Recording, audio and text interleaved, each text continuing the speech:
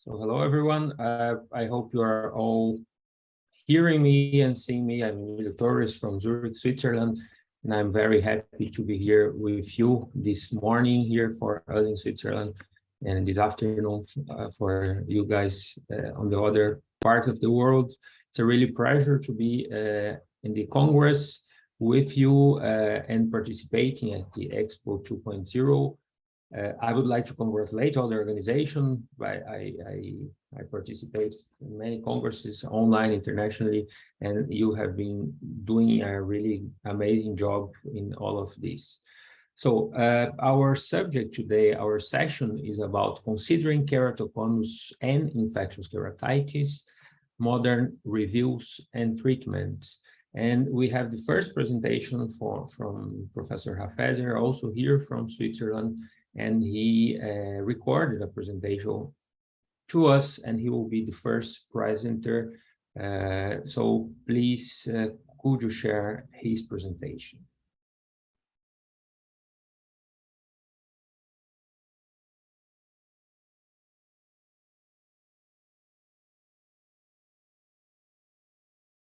Do you have his presentation of Farhad Hafezi?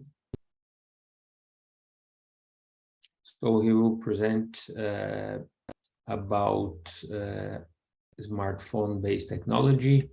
And please just let me know if you have his presentation. Exactly. So CI device. Now we are not here. From the ELSA Institute in Zurich, Switzerland. Today's topic will be corneal crosslinking at the slit lamp. And these are my financial interests. Now, corneal crosslinking has come a long way in the past 20 years to become what we know nowadays as a global standard of care, developed in Zurich with approximately 200,000 procedures and more than 2,000 scientific publications known in Medline. This is a historical image. This is the very first crosslinking device that we built at the time, and again historical, one of the very first epi-off procedures filmed, as you can see here, using the old riboflavin with dextrane, the viscous one. Ever since, we've learned so much about how modern crosslinking works, and we know nowadays that we need three different elements, which are UVA, riboflavin, but also oxygen, and oxygen is the determinant. You always need enough oxygen in the cornea at any moment of your crosslinking reaction. And so everything else has to evolve around oxygen availability. It took us more than a decade and more than 100 papers published from our group to better understand how to play with all these factors, which are how fast do we crosslink, how much intensity do we use, and if you multiply intensity times time, you get the total energy, which is the fluence. Shall we pulse the light, yes or no? And by putting all these pieces of the puzzle together, we were able to become more and more efficient while saving time at the same time, and even going transepithelial. And this quest took more than 12 years from the first concept in 2009 to successful epi-on crosslinking in 2021. And you may have heard about it. You can give a boost of oxygen over the corneal surface, and this was 2 years ago. And by doing so, you already can have successful epi-on, but you need additional technology. Our aim was to get to functional epi-on without the oxygen boost. And it was our friend Cosimo Mazzotta from Italy who has shown that you can perform epi-on without additional oxygen by intelligently combining these factors, which means no oxygen boost, but pulsed light in a relatively slow acceleration, so not 3 or 4 minutes, but rather 10 to 12, using high fluence. And Mazzotta still needed to use iontophoresis to push the riboflavin into the cornea. The exciting thing now is he published data on this with a 3-year clinical follow-up, and this works nicely and efficiently. And what we have done lately, we have omitted the iontophoresis step also. So what we have started doing now at the ELSA Institute is epi-on crosslinking without additional oxygen, without iontophoresis. This is what makes me so exciting, because in conclusion, if we look at where we stand with Epi-On in 2021, I use it in all my adult cases now that are not aggressive. So the only times I go back to Epi-Off now is in children and in ectasia after LASIK, or if I have a very, very strange hormonal state like massive hypothyroidism or an ovarian cancer and so on. So Epi-On for now is working, and it is working because we understood how essential oxygen is and how to manipulate the oxygen content in the cornea. And you can do this without oxygen boost, even without iontophoresis, which opens alleys for an Epi-On, even a bilateral Epi-On procedure at the slit lamp. So that's the first topic. The next topic is PAC cross-linking. So cross-linking for infectious keratitis. And what is the most important element to maintain here, keep in mind that in performing cross-linking, you do not only stiffen the cornea, you do much more. You increase resistance to digestion and you kill by these two mechanisms, which means that cross-linking, every cross-linking reaction does all four things at the same time. If you cross-link your cornea for keratoconus, you do not only stiffen, you sterilize that cornea. And if you do a PAC cross-linking for keratitis, it's just a different term, but the technique is the same. Then you also stiffen the cornea, but you don't really need this, right? You want to kill, so you use the other mechanisms. We learned that infectious keratitis, in contrast to cross-linking for keratoconus, is a very different ball game in terms of numbers globally. We speak about 6 to 8 million new cases per year, and we speak about the big dilemma we have in many instances where the patient comes in with an ulcer. And if you have 20 years of experience in cornea, you can detect most cases and classify them correctly. And this is bacterial, this is rather fungal, and this is probably mixed, and so on. But if you have 3 to 5 years of experience, it becomes increasingly difficult. So the challenge in infectious keratitis treatment is the right diagnosis that translates into the right treatment, or worse, the wrong diagnosis translates to the wrong treatment that can be deleterious to your cornea. The beauty of PAC cross-linking is it kills bacteria and fungi at the same time, which makes it much more independent from the observer's experience. And in developed countries, most of the cases are contact lens wearing related. Contact lenses per se are extremely safe, but we know about the patient's compliance, which sometimes is suboptimal. And in LMIC, countries with low to middle income, we often see workers in the field that have a minor scratch on the cornea and then protracted treatment. We defined the term PAC cross-linking back in 2012. I defined it together with Brad Wendelman at the Cross-Linking Congress. This was a joint decision to call it PAC cross-linking. And a few years before already, our group in Zurich published the very first case series that started this type of application. And where are we standing now? As you can see, PAC cross-linking works even in advanced cases. It can kill at the same time, irrespectively of antibiotic resistance. So what we learned to do over the years is accelerate the treatment from 30 minutes, which was the original Dresden protocol, to 4 minutes. So PAC cross-linking is not as dependent on oxygen as cross-linking for keratoconus. You can go much faster, and by increasing the total energy almost 3 times, from 5 to 15, we are able to treat even advanced fungal keratitis. So there's much more to come in PAC cross-linking in terms of increased fluence and accelerated treatments. We published a cornea paper last year showing that the higher you go with the fluence, up to 15 joule, the more efficient you get. So in conclusion, for PAC cross-linking, the results of our multi-centered trial that I have not shown here now for time's sake showed that in ulcers of mixed or bacterial or fungal origin up to 4 millimeters, we are just as good as antimicrobial therapy. So I use puck cross-linking in every ulcer that comes through my door. And of course, I still give antibiotics or antimicrobials, but by doing a simultaneous puck cross-linking procedure using riboflavin, I ensure that the cornea is more resistant to digestion, and I kill a lot of microorganisms. I accelerate healing. We also published on this 2 years ago. And as I said, next step, we will increase efficacy by going higher and higher influence.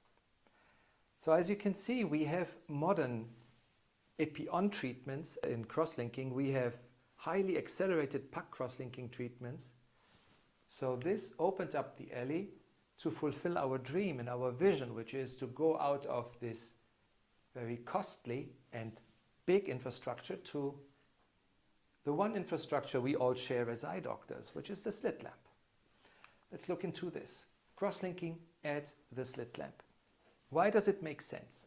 Take a country that has very divergent regions like India. You have megalopolis that are very modern, and then you have remote areas with a low infrastructure medically.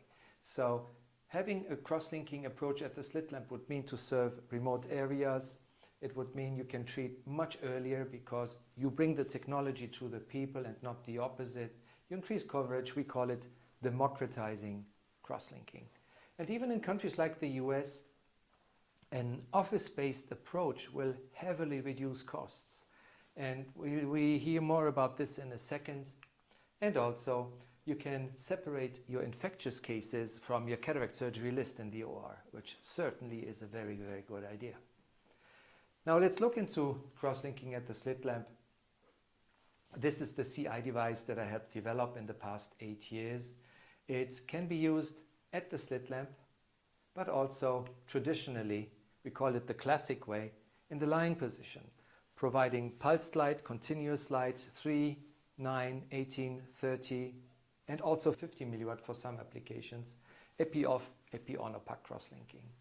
Now, let's play devil's advocate for a moment and say, okay, this is nice, but cross-linking at the slit lamp, we've been doing this in the lying position for a reason.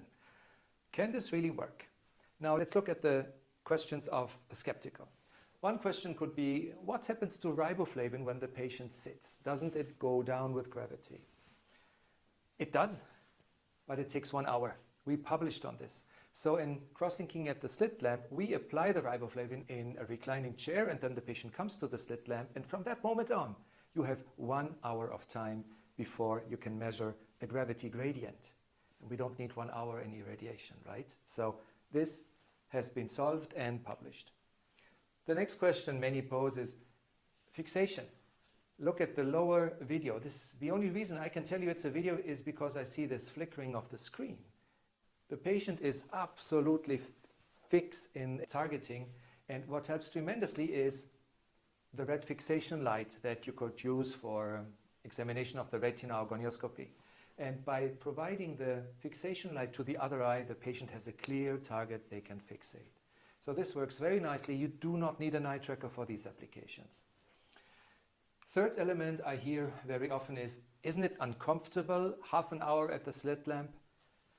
Please remember, it's not half an hour anymore. It is roughly 10 minutes for the successful epi-off applications, and it's only 4 minutes in puck cross-linking.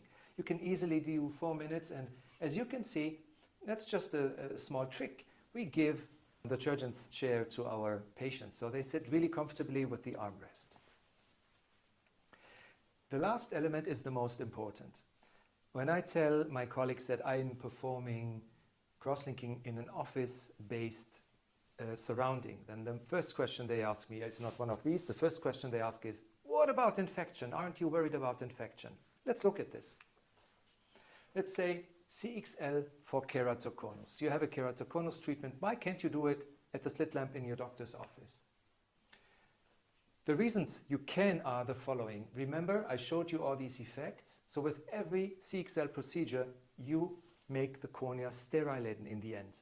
So at the end of CXL epi-off, the cornea is sterile. Then take care of this cornea. But as I told you, we will soon switch to epi-on, and then you have no issue at all. And the second thing is, have you seen these papers lately showing that you can perform cataract surgery office-based, you can perform injections, intravitreal injections, office-based. Cohort studies with 21,000 eyes for cataract, 11,000 eyes for injections, no increased risk of endophthalmitis. So if we can perform this type of surgery office-based, we certainly can perform cross-linking. And again, once we are in epi-on mode, there is no more risk for infection at all. And what about PAC cross-linking for infectious keratitis? Well, these patients are infectious already, so there's no question about that. You are trying to reduce the infectious state. If you want to have some more insights, please visit the Journal of Refractive Surgery. We have published the technique early in the year. And this is what you can see when you look through the slit lamp, because this is the only technology that allows you to directly monitor what is happening. And what is nice is that the word is spreading. We had a very nice feedback from Boris Kneiser from Israel telling us that he loves doing this in his wheelchair patients because it makes the whole procedure easier, especially with restricted mobility. So in conclusion, CXL at the slit lamp democratizes access to cross-linking technology. It is suitable for all indications, epi-off, epi-on, PAC cross-linking, also for extra procedures in refractive surgery. And I clearly believe that CXL, especially in the case of keratoconus treatment, bilateral epi-on cross-linking is the future of cross-linking. Thank you for your attention.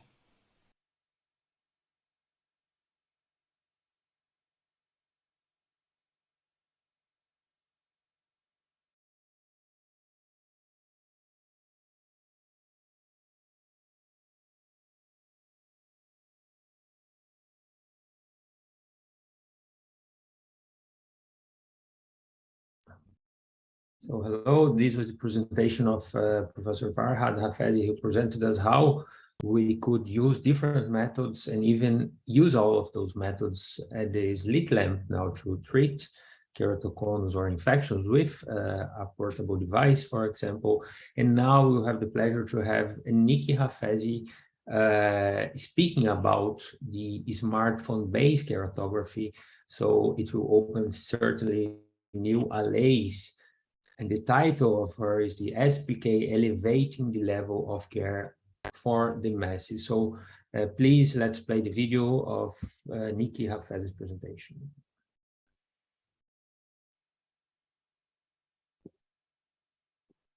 Thank you very much for the kind introduction to provide an update about the ongoing SPK project. Last year, I presented the concept behind our smartphone-based keratograph, and now I'm pleased to share with you the progress. Hello, my name is Nikki Hafezi from Group Advanced Consulting in Switzerland, and I have no financial interests directly related to this talk. And today's talk is made possible to all the efforts of our team in Zurich. These efforts were supported by multiple partners, including the Botner Foundation and the Light for Sight Foundation. Let's start by revisiting the unmet medical need. There were roughly 206,000 ophthalmologists globally. This image represents the number of ophthalmologists. A gold standard of corneal diagnostics is placido-based imaging, as seen as this image to the right. The design of this imaging system is quite simple. These rings are reflected onto the cornea of the patient, and then an image is taken of the reflection. The ophthalmologist would then be able to determine if the image shows an irregularity of the cornea. If so, then the ophthalmologist would investigate further. So going back to the global population, this group of ophthalmologists is what I considered the elite group. Elite by definition in that this group has access to diagnostic devices such as the one shown in the video. The remaining population of the ophthalmologists, which is actually the majority, rely on either a basic slit lamp or use of skioscopy for an assessment of a cornea. In either case, there is no quantifiable way to determine the irregularity of the cornea, as the assessment is simply subjective. So as a consequence, the majority of the global population has no access to reliable keratoconus detection tools. Or even worse, the global population may even lack access to basic ophthalmic care in general. Therefore, our group responded to the call to action to develop an affordable, portable, and simple topographer for the vast majority of the global population of ophthalmologists. two Swiss foundations supported our efforts to develop a working model that we were able to test on patients in two Swiss clinics. Specifically, we compared the measurements taken with the SBK and images taken on the same patients with other modern diagnostic tools used for corneal imaging. Before going into the actual clinical evaluation of the SBK, it is important to keep in mind the unmet medical need. In last year's presentation, I demonstrated that keratoconus is not, and should not, be considered a rare disease. Coupling the fact that the majority of the global population does not have access to modern corneal diagnostics, or even ophthalmic care in general, it is no wonder that keratoconus remains the leading cause of visual impairment in children and adolescents. Early detection leads to early intervention, which prevents the severity of symptoms caused by progressive keratoconus. To revisit our 2020 study, our research group conducted a pilot study in Saudi Arabia to investigate on keratoconus prevalence in children and adolescents. The study was conducted on more than 1,000 pediatric patients. In the end, our results were a final prevalence of 1 in 21 in the normal population, compared to the famous 1986 paper stating that keratoconus is no more than 1 in 2,500 people. This pilot study was then compiled with other similar studies on the prevalence of keratoconus in countries like Iran, China, the Netherlands, etc. All of these studies are demonstrating that keratoconus prevalence is much higher than what is being reported. Our pilot study clearly shows that keratoconus is not a rare disease by definition, well, at least in Saudi Arabia. So our group decided to call upon the Light for Sight Clinical Network to conduct a global prevalence study using modern diagnostic equipment. Specifically, we have called upon 14 of our clinical ambassadors of the foundation to support the study. Since last year, the prevalence study group is concluding its patient recruitment, and we expect publications relating to local populations soon. Returning back to the SBK, these studies are the foundation of why the SBK is needed.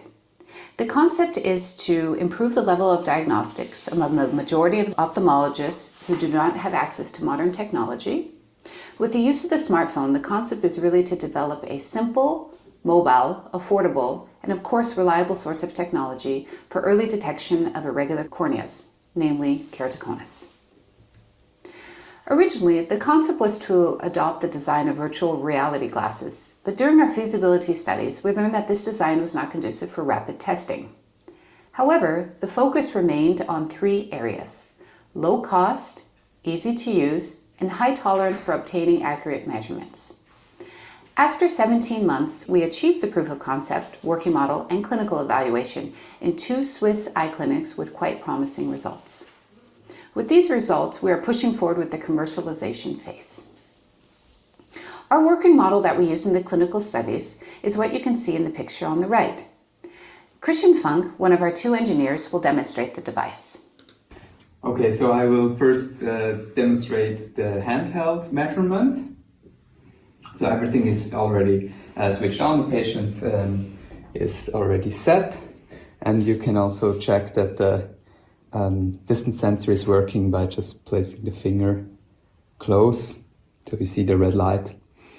So what I usually do first, I go to the patient and place first the headrest, which I can adjust here with this little knob to find the right position, and then I proceed and go closer with the motor.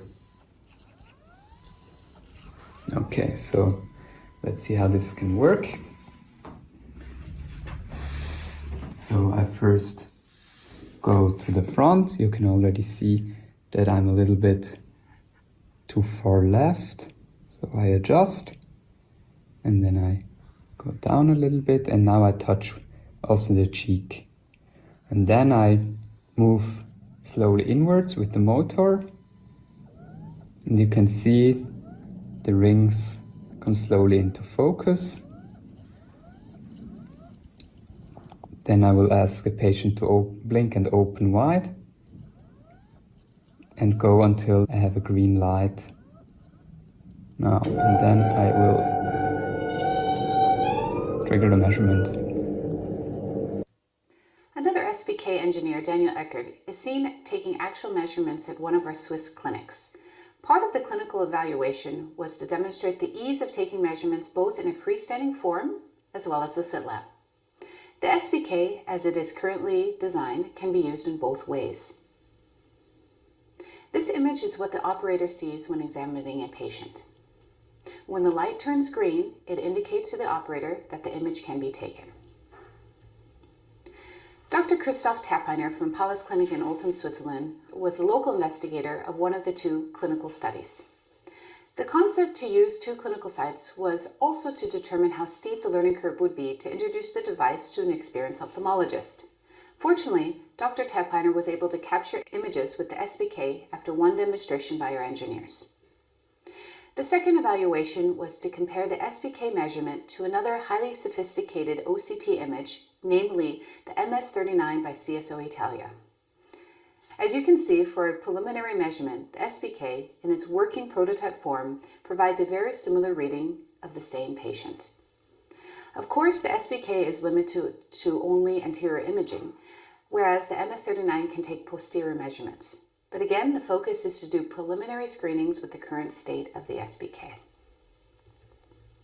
Probably the most interesting of all the slides when it comes to the update of the SBK progress, this slide represents 3 patients with 3 images of the same eye captured with 3 different corneal devices, namely the SBK to the left, CSO Italia's MS39 in the center, and Oculus Pentacam.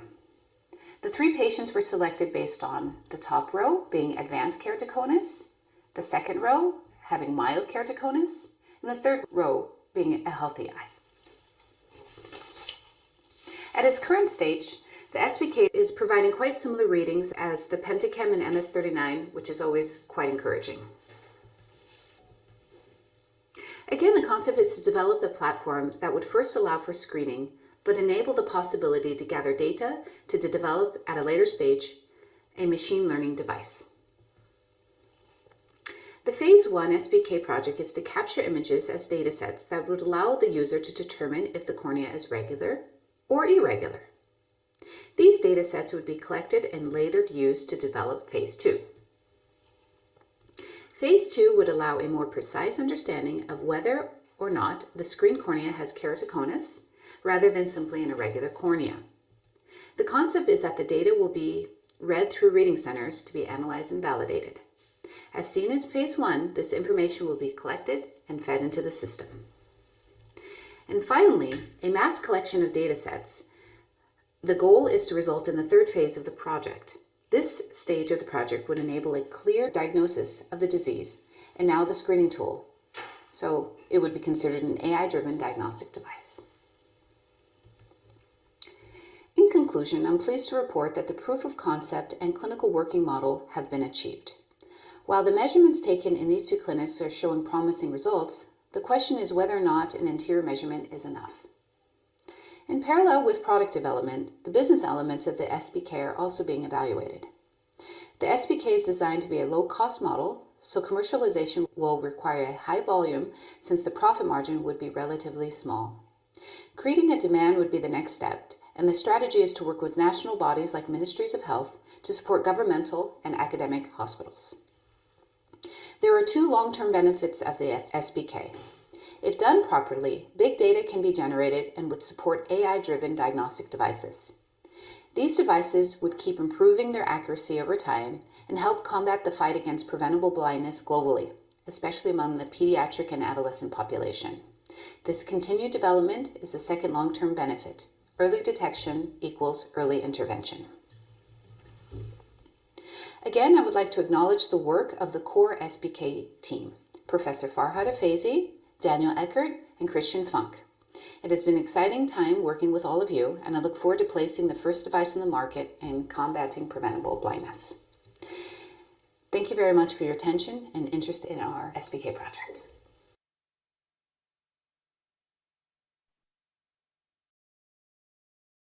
So this was the presentation of Nikki Hafezis about how we can use portable devices to screen patients in the future. And now I will be presenting myself about the KMAP study, or the global prevalence of keratoconus. So just let me share my screen here and start. So in case you don't see my presentation, please let me know. So our subject is the KMAP study and the keratoconus global prevalence. We spoke, or Farhad Hafezi and Nikki Hafezi spoke a few points about it, but the first point you should understand is what prevalence means.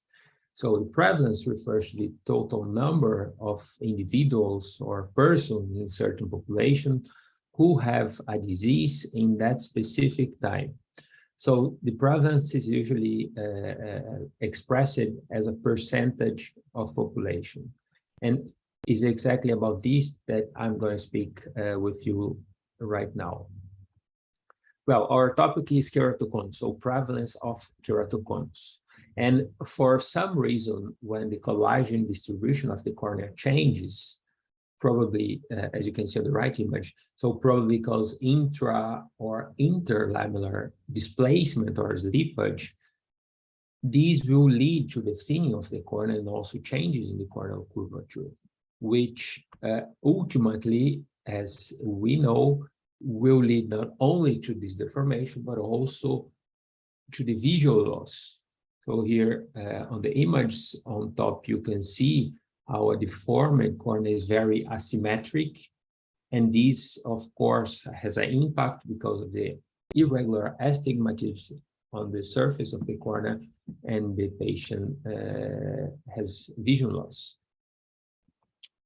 So why is it important to specifically know the prevalence of keratoconus? Well, it's important for many reasons. First, because now we are able to treat those patients with cross-linking. So cross-linking came up 20 years ago here in Europe, and before there were no other method to stabilize that disease. So now we have this possibility. And once we have this possibility, we can preserve the vision of many patients, and that have been shown in many countries. In some countries, we have data already showing that the keratoplasty or the transplantation rates are much lower after cross-linking. And because of all of these public health programs depend on that. So that's very important to know about how frequent keratoconus would be.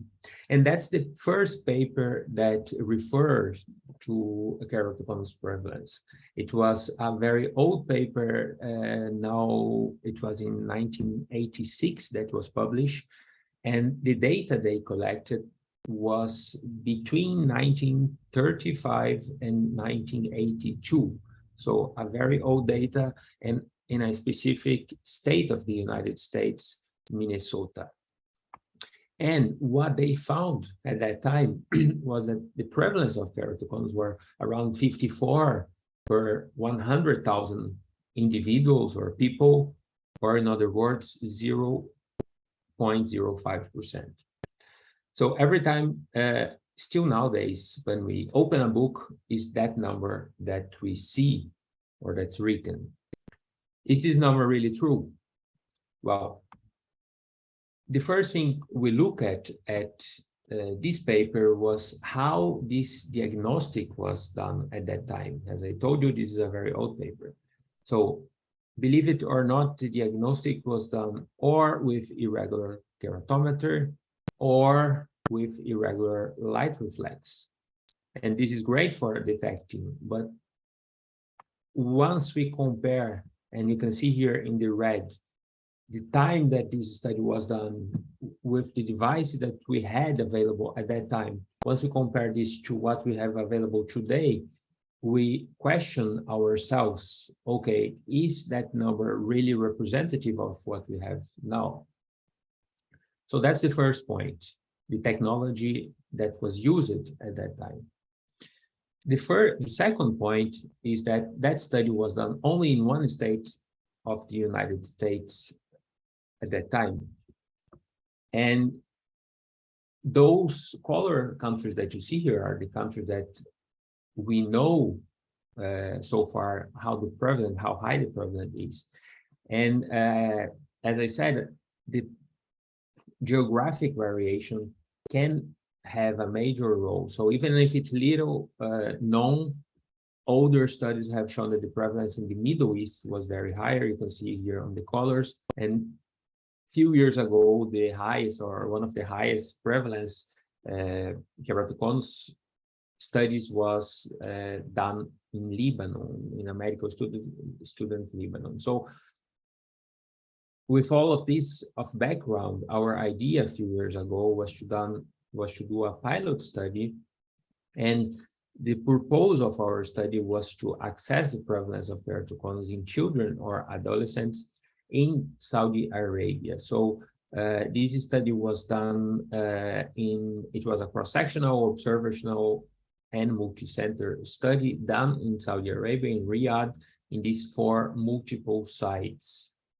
as you can see on the image below. So what did we do? We collected data from subjects between 6 and 21 years old that were seen for a non-ophthalmological emergency room appointment. So no influence with the eye. That was very important. And both eyes measurements were done, and then 2 mask examiners, it was me and Professor Brad Randleman. We analyzed all of those more than 1,000 eyes, and also did some analysis to see how good we would agree. So the results, we analyzed more than 1,000 eyes, and between 2 of us, there was almost near perfect agreement. So we have only discrepancy in 9 cases in all of them. And then after we have analyzed together those 9 cases, we came up with this prevalence of almost 5% in this Saudi Arabia population. Many questions arise after this paper on how we analyze those patients. And it was a subjective analysis where all of the patients had a focal steepening more than 3 diopters, so very high, coincident with a thinning, and the belly ambrosial display more than 2. So all of them were done with Pentacam. So there are with Scheimpflug images from Pentacam, which we analyzed it. And here are just some examples. For example, from an eye that we consider to be normal with a asymmetric bow tie, eye suspicious, now eye that we consider mild keratoconus, as you can see on the anterior surface on the top left image, and of course here a very severe keratoconus. But the most interesting cases were, at least for me, as that time, some of these 9 cases that we did not agree if it would be called keratoconus or not. So this is one of the cases that I said something and Professor Brad said different than me, and ultimately we both agree that this would be suspicious. On the other hand, this we agreed that ultimately would be keratoconus, and we have discussed a lot. It was very enlightening.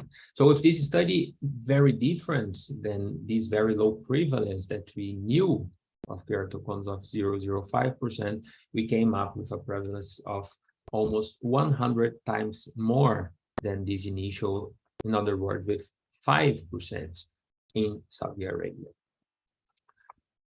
For those who are interested, here is the article, and you can also download it through this QR code.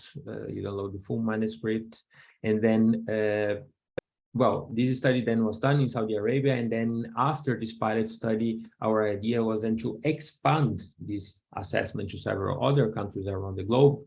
And so we, the same way we went to Saudi Arabia, now we use this experience to expand this to different countries and continents. So this is an in-progress study. And at the moment, our proposal is to collect more than 20,000 eyes in 5 continents. Here are the countries we have already contacted or have some data collected, either complete or incompleted. and some updates on the number of eyes in each country that we have at the moment. So we are very excited of having this study in progress. So finally, of course, all these effort makes sense because, as I said at the beginning of the presentation, establishing true prevalence of keratoconus would be important because we can now treat those patients and prevent visual loss. And it was precisely with these in mind that Nikki and Farhad Hafezi have been developing technologies that exactly fit this purpose, both with the portable devices to diagnose keratoconus, as we have seen in the previous presentation with the smartphone-based keratographer, but also now not only making diagnosis, but also enabling the treatment for those in need. And this is also possible, as we also saw in the previous presentation, with the corneal cross-linking at the slit lamp, for example. Finally, regarding the treatments, this is not our subject now but we came up to the treatment, and I think these are some very good news that I would like to share. And especially because now we have very individualized basic treatment. So depending on the progression, is the patient having a quick progression or a slow progression? So all of these points have influence in the treatments. And two very nice protocols came up recently, and they are actually breaking some paradigms in cross-linking treatments. The first one is the ultra-thin corneas treatments that from now on, or from a few years ago, we are able to treat very, very thin corneas that before would not be able to be treated. And this is our sub 400 protocol. For those who have interest in reading this paper, it's available at the American Journal of Ophthalmology. And as you can see here, this cornea, I'm sure all of you would agree that it is an extreme keratoconus, and this patient specifically had about 130 micra of stroma. And believe you or not, here is the OCT images showing also the maximum keratometry of over 100 diopters. And this patient could be stabilized and especially rehabilitated visually with contact lens. So this was a great advance. And the second, as you can see here, you see the Vision 1 or 2020, very great. And the second big advance that now Professor Hafezi's team is developing with very promising results is that we are able to customize it cross-linking, even improving the surface of the patient's the cornea. So as a final message is keratoconus global prevalence study is in progress, and our pilot study in Saudi Arabia showed the keratoconus prevalence was considerably higher than all the other similar studies. This increase that we have observed might be, of course, due to the geographic variations or also the ability of the screening technology in comparison to what we had before. And the increased detection, we could also improve with portable devices to measure the surface. So the increased detection, the increased efficacy, and also the increased access are fundamental points to reduce visual impairment due to keratoconus. And just a final point that I mentioned, that cross-linking today has become a very multifaceted technique. And now we analyze not only risk factors, but also the rate of progression. And we have multiple protocols to treat every single patient individually. So with this, I would like to thank you everyone for the attention. And I think I can see here that Professor Hafez and Nikki Hafez are also online right now. So on time to our questions and answer session. So thank you very much. And if you have any question now, please, you can send us, and we'll be happy to answer all of them.